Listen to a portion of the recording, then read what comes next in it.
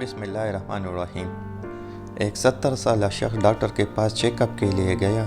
Doctor उनकी उम्र पूछकर हैरान रह गया और बोला, आपकी अच्छी सेहत का राज क्या है? आदमी बोला, मैं सूरज तुलू होने से पहले उठता हूँ और योगा के लिए बाहर जाता हूँ और फिर आकर पराठा, आमलेट और फ्रूट खाता हूँ।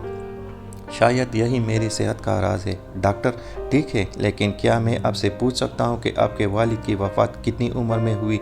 वो शख्स बोला, आपको किसने कहा कि वो फौत हो गए हैं?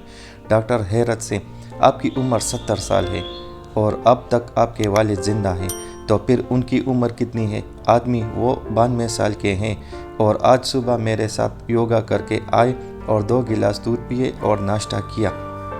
डॉक्टर, कमाल है।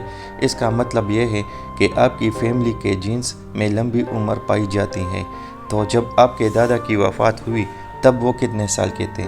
अरे, अब तुम मेरे दादा को क्यों मार रहे हो?